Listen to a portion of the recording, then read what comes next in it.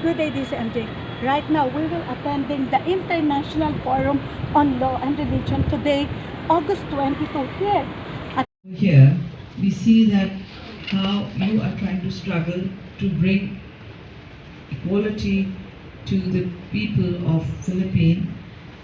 We also want to do that, but how far we are succeeded is a huge challenge. The continued prevalence of internal and international conflicts, persecution, discrimination, and violence, which particularly affect the most vulnerable, have resulted in the forced displacement of more than 68 million, in placing 10 million at risk of statelessness, and about approximately 1 billion of them, with an estimated 625 million children in the margins of society and legally invisible. And many or more of them, we see their dignity and rights violated through arbitrary detention, enforced disappearances, extrajudicial killings, blatant disregard of process, trafficking, and other contemporary forms of slavery, as well as torture and other cruel or degrading treatment.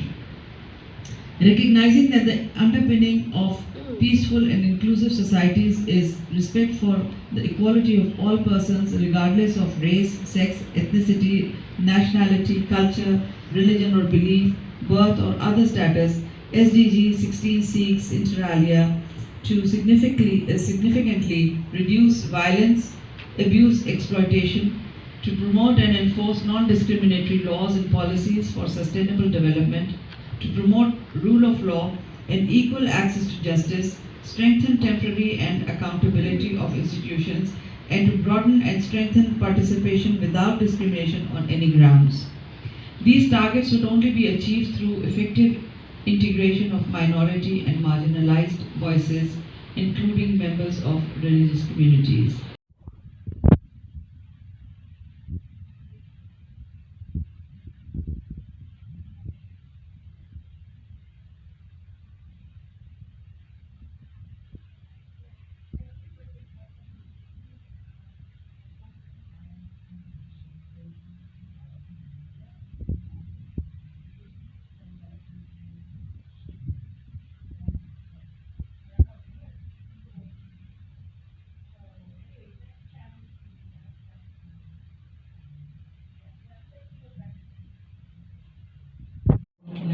Session of Ifugals. I'm wearing a weave, a hand woven by our Kiangan weavers. Kiangan is the hometown of my parents, both my mom and my dad. I wasn't born there, but my heart is there. I've lived there back and forth. So I'll go on with the brief presentation.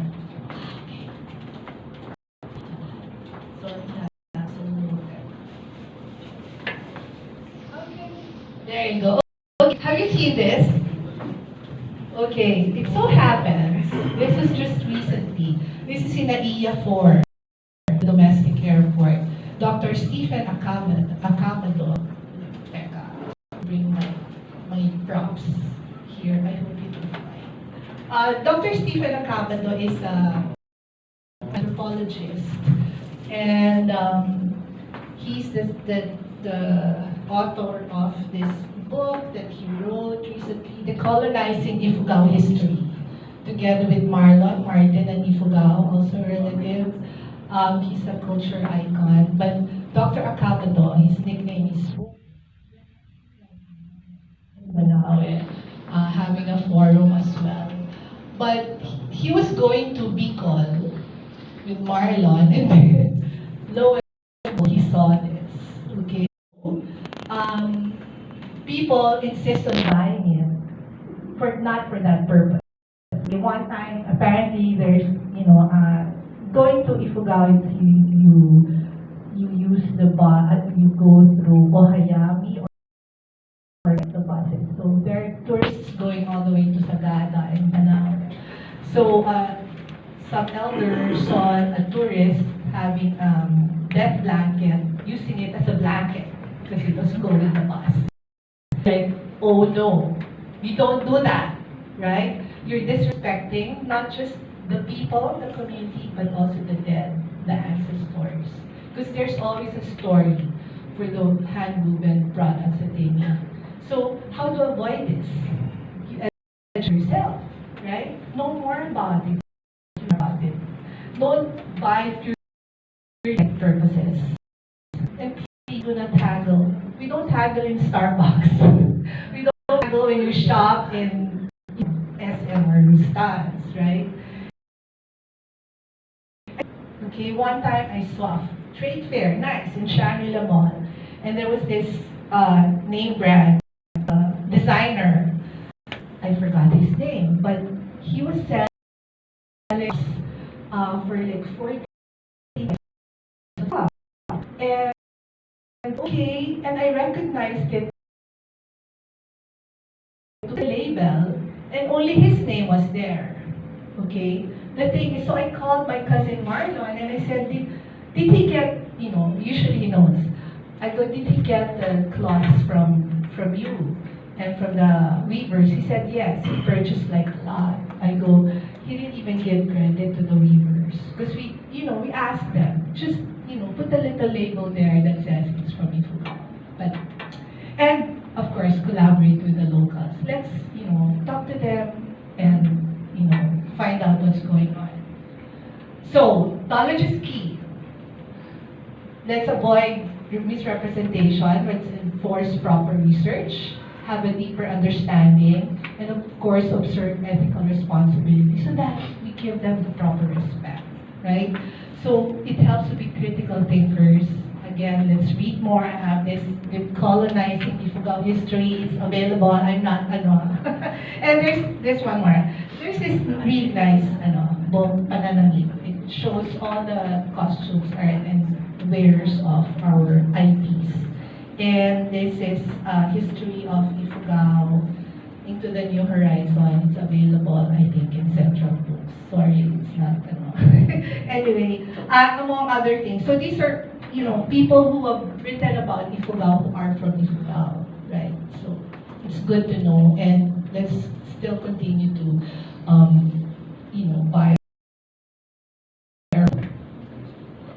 Maraming salamat po, I'm Gina. Please follow us, Facebook, Twitter, Instagram, and the Philippines Communication.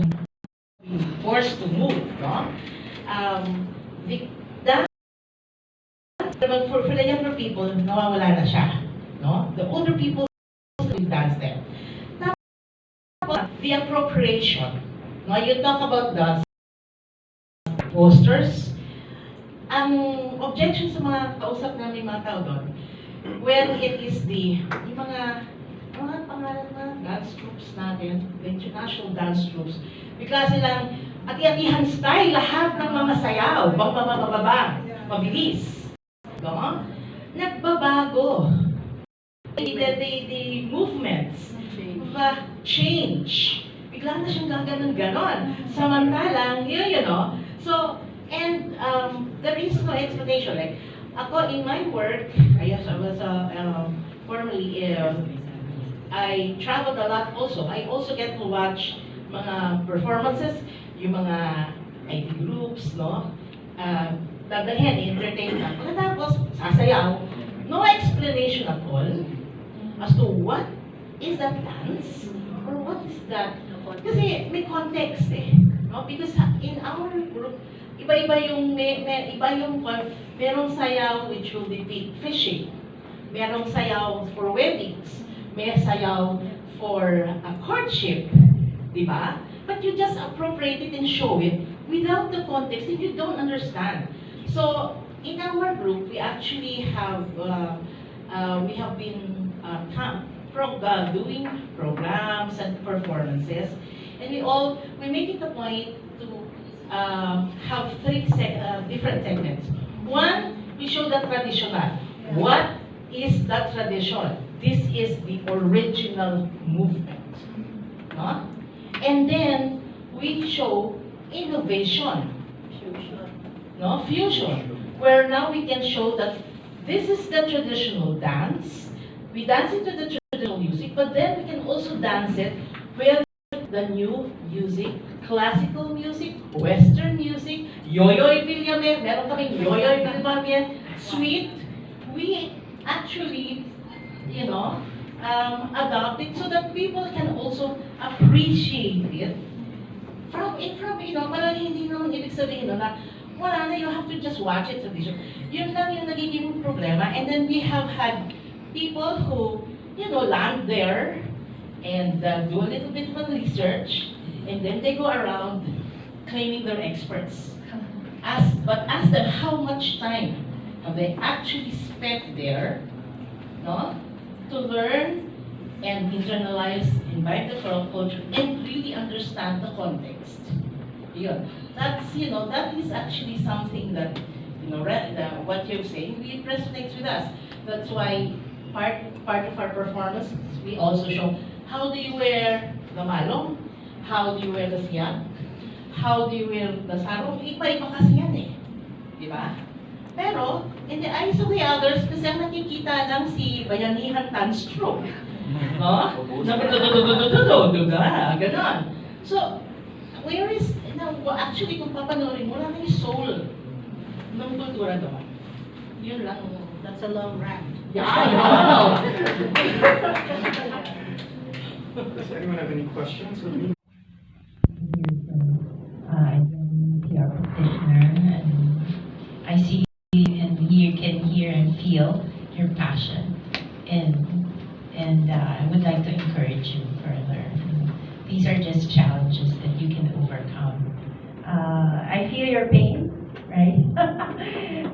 Actually, it generally, anywhere you go in the world, bad news is news.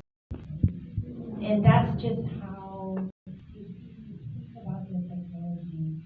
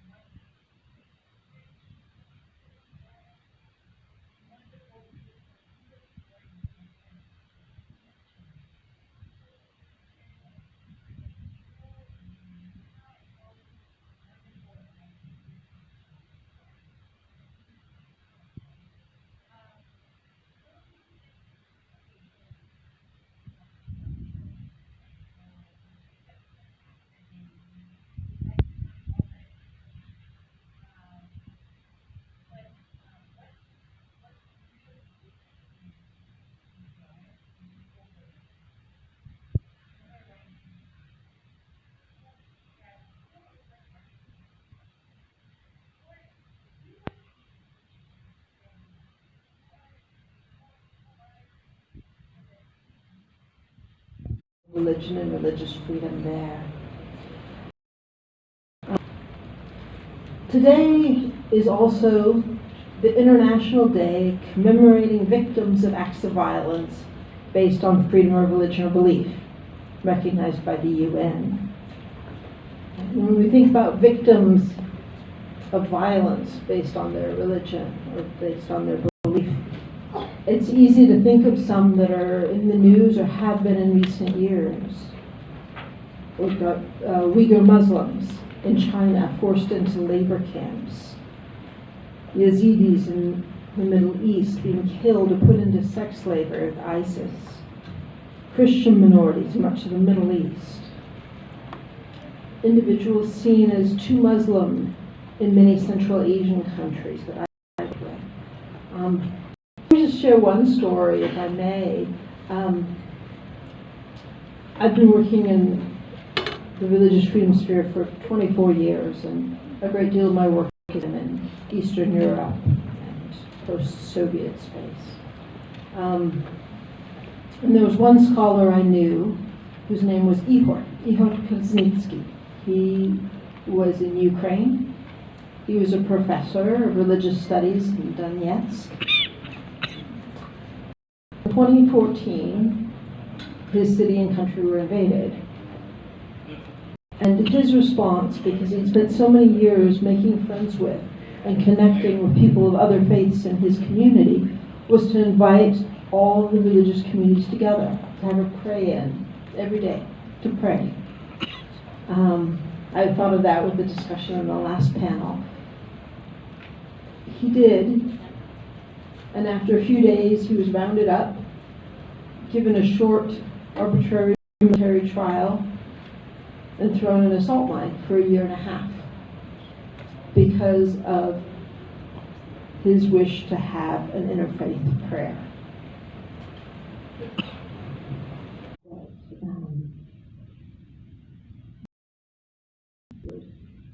Dictate state policy. And for some groups, the minorities like the Hive, that means that their leaders are put in jail, their children, because they don't, they have a restricted term on the passport for religion, because the government won't put the Hive on there, their children are not allowed to go to school, because they don't have national identity cards. We see also this with a sense of religion being used to push out other religions, this religious nationalism that's growing. It's certainly growing in the United States, it's in Russia, in Hungary, other places. Sometimes it's unwillingly, but when the government push, some religious groups will want the benefit of being closely allied with the government and get the government to do the work of banning other groups or harming them. But what's interesting is this has ripple effects. Like I said, everyone's a minority somewhere. Yesterday, Ukraine adopted a law that would ban the part of Orthodoxy in Ukraine that has cultural and historical ties with Russia. And that's a reaction to the closeness of the Russian Orthodox Church in justifying and supporting the attack on Ukraine. All of this is incredibly unfortunate. People who touched my heart. People who continued to meet together, but couldn't teach their children because they were afraid their children would inadvertently bring them in at school. Groups of people who met every other week, fasting and praying that religious freedom would be opened again in their country. I know one of them who taught me Czech, who she mentioned at the time when the Velvet Revolution, as they call it, the end of communism in the Czech Republic happened. She was saying she was out in the main square of her city, and people were jangling their keys and ringing bells. They're celebrating. Network. It is a network of child rights advocates especially for the right to education of indigenous children. And also, I am now the Secretary General of Gabriela in Southern Mindanao. I will go to share to you about the belief of indigenous people in Mindanao and also the present situation. Yeah. So this is my topic, promoting rights and belief, the status of IP communities in Mindanao. So there are 14 to 17 million indigenous population all over the Philippines, and 60% of this 14 to 17 million is Lumad in Mindanao. So, yeah, then who are Lumad? What is Lumad?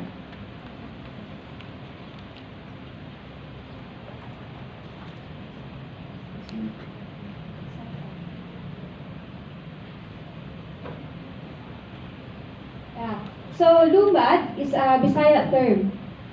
It is a Bisaya term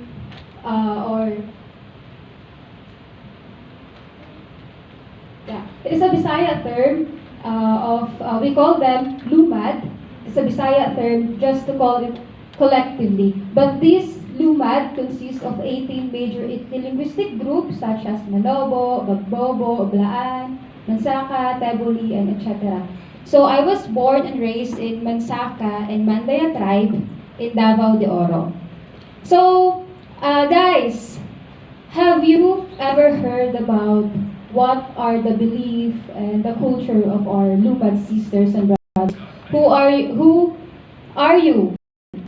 Who have already the background knowledge about Lumads? Can you please raise your hands? Thanks, Rev. Okay. Yeah. IP, Lumad, is abundance in terms of their cultural belief, traditions, and etc. So, we do have our own church, but we called our church as Panubaran. And the religion, we call is Panubad-tubad. Then, just take a I'll explain it all later.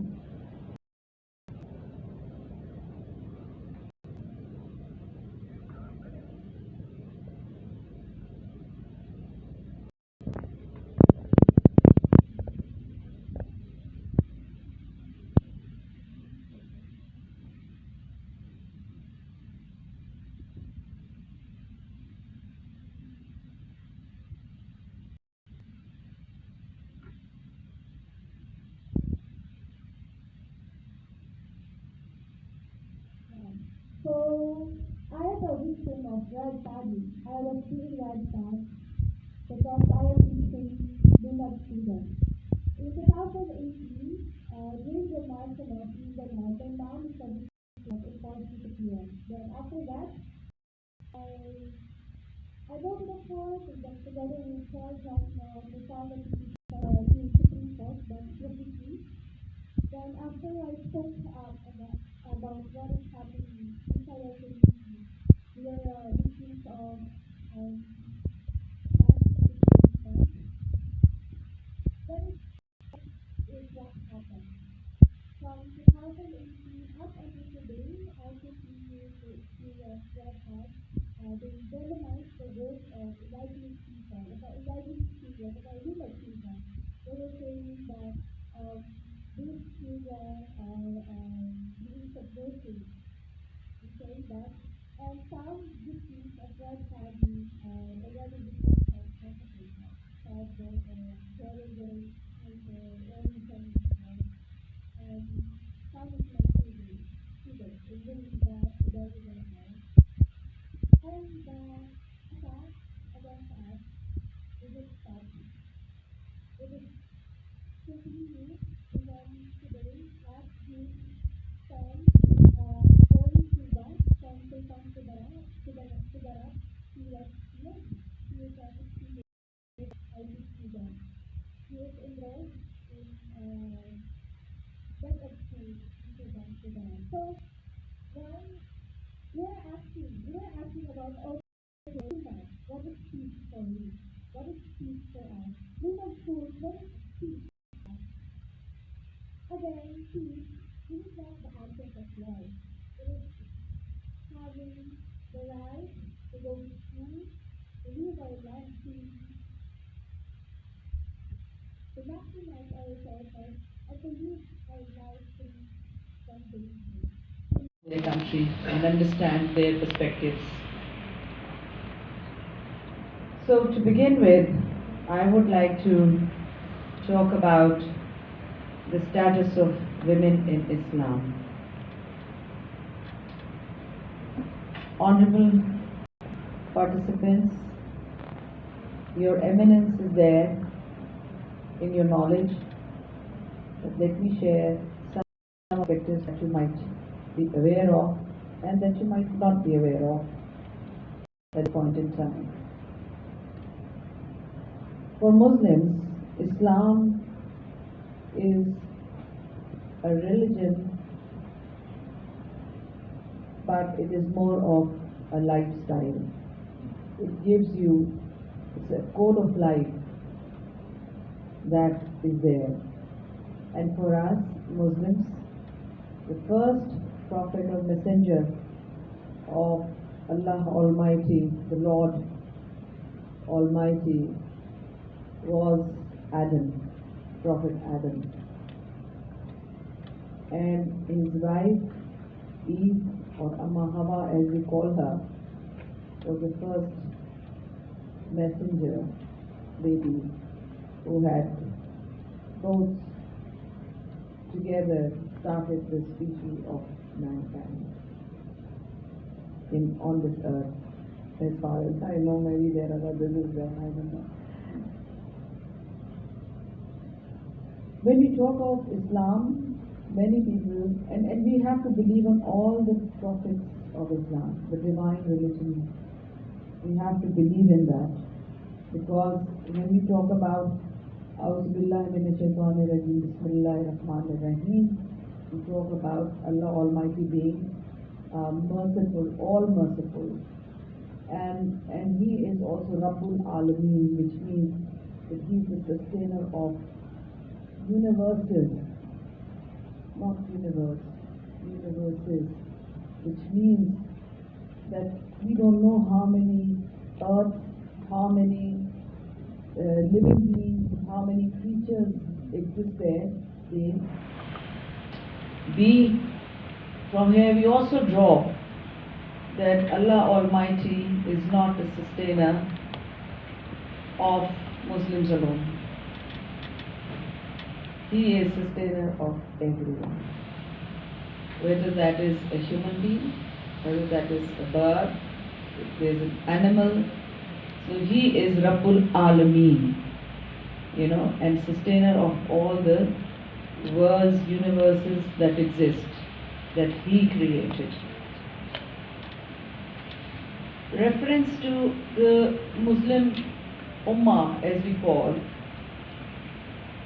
we start generally about our Sharia because for us the belief has been the same since the day one, since Prophet Adam imparted his knowledge about the Almighty to his children, and it went on.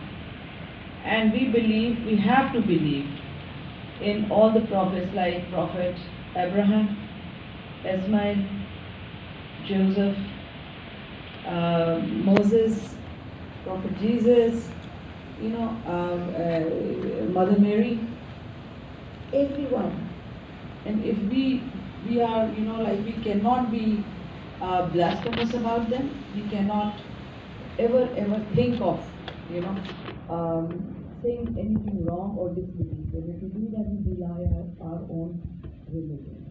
And our religion, Islam, towards the end is of Prophet. The belief has been the same as we believe. But it is the Sharia or the laws or the norms that have been changing, which the messengers brought in accordance with the situation at that time. And those norms were followed, like 10 commandments were there, Torah is there, Bible is there. So we have those divine books that give you a line of action and as to how to live your life according to your Sharia or your laws or your norms.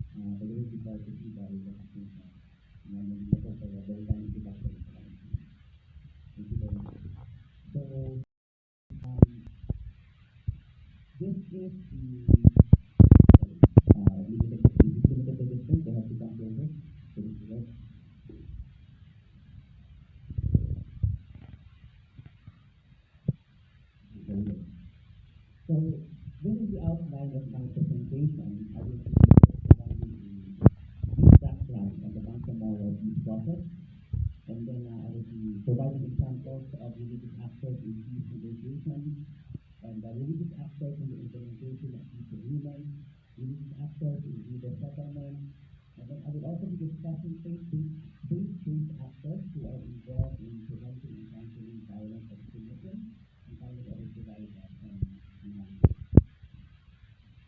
So let me first discuss the bacteriology process to give us a context for the preceding discussion. I work for the Office of the Presidential Advisor on Peace, Reconciliation, and Unity. The primary office in the Philippines that is mandated to manage, direct, integrate, and supervise the implementation of the comprehensive peace process. So we are dealing with multiple peace processes. There are multiple peace thinkers that are ongoing right now in the Philippines. It's not just the Bangladesh peace process that we are dealing with. There are several other groups, like the CPSC-APF and the IPAED. Of course, we are familiar already with the Bangladesh peace process where we deal with the moral and moral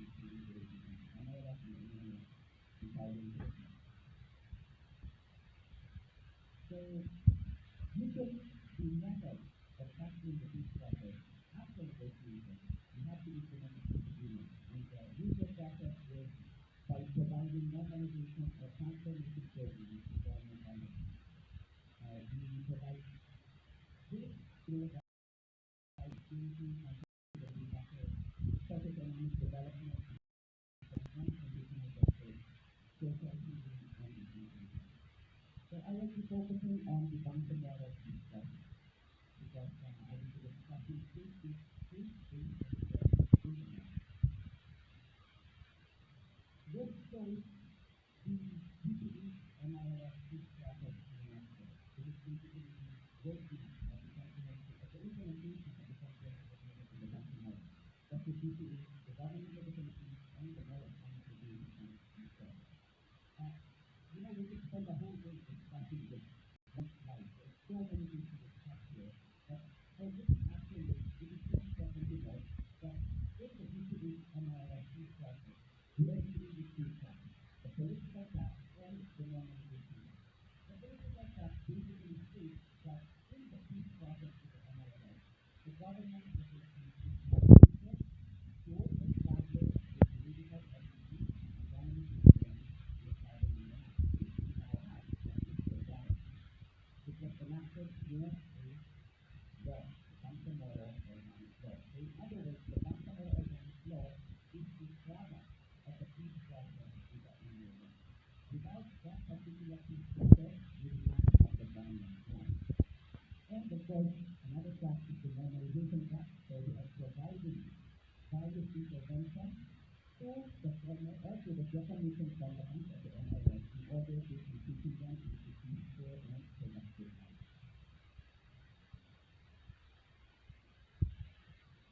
This slide shows the MILF peace process. So we also have another peace symbol with the Moral National Liberation Front. This is basically the same in terms of interventions for former combatants of the MILF, but as you know, the MILF peace process came before the MILF peace process, and the outcome of that peace process is the right, peace, now, dialogue. The peace process with the MILF, the implementation of the peace process with the MILF started with the final peace agreement in 1996, while the peace process with the MILF started, the implementation of the peace process with the MILF started in 2014 with the comprehensive agreement on the Bangsamoro. So I'm showing you this to make a point that these processes that we have with the MILF and MILF, make no mistake, they are rooted in religion. They are rooted in the Islamic faith. The UK is doing a peace process with the MILF and the MILF because we want to recognize the Bangsamoro struggle. The Bangsamoro struggle that Muslims self-rule, and that is the recognition of the aspirations of the Muslim people in China. So this is actually research in faith. And that is why we have several faith-based actors that are involved in these peace processes, from negotiation to implementation. Let me show you some examples. During peace negotiations for the MILF peace process, for example, We have members of the PISA Ulama Conference of the Philippines. This group, the PISA Ulama Conference, is composed of 24 Catholic PISA, 26 members of the Ulama Youth of the Philippines, authorities, the Islamic State students, Islamic interpretation, and of course 18 members of and 18 Protestant PISA in Africa. National Council of Christian, National Council of Christian Churches in the Philippines. So this group composed of leaders of all the religions in the Bangsamoro is very influential. In fact, when they called for the parties to return to the negotiation table, they were actually recognized by the Philippine government, at that time the president was Gloria Macapagal-Arroyo, and asked them to mediate between the government of the Philippines and the MIS. That eventually did not come into fruition because there were other more experienced mediators, but nonetheless, this shows how influential they are.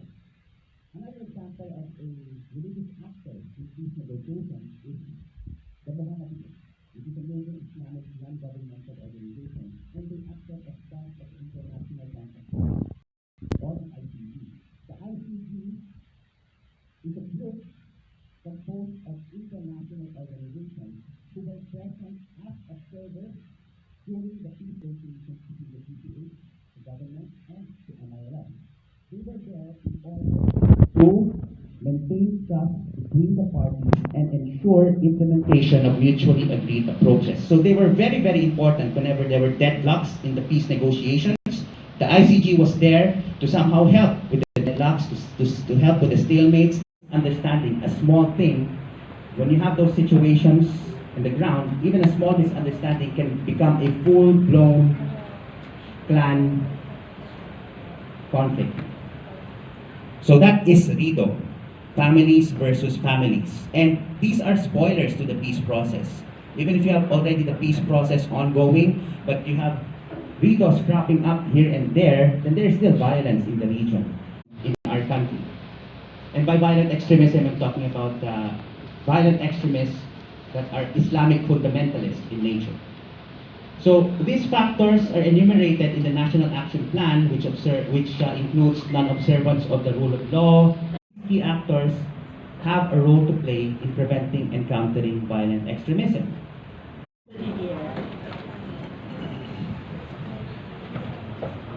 It's been a long day, but I think very enlightening. And almost all the sessions, I think, took their directions from the keynote speech of Elder Kira, as well as our two plenary speakers, Honorable Uma Chukay and Professor Elizabeth Clark. Now, Heidi and I spent so much time choosing the panelists for each of the sessions because we wanted a representation of diverse perspectives for each of the issues and sub-issues within the 6 thematic frameworks that will be covered by each session. For instance, for the legal framework and religious diversity, the participants actually listened to discussions that looked at the interpretation of international law in protecting religious liberties and the challenges in implementing religious freedom protections within existing legal systems. I was lucky to listen to the session on the role of education in the promotion of religious freedom, and we had excellent panelists who talked about the role of education in all levels. Attorney Meckham talked, and his wife talked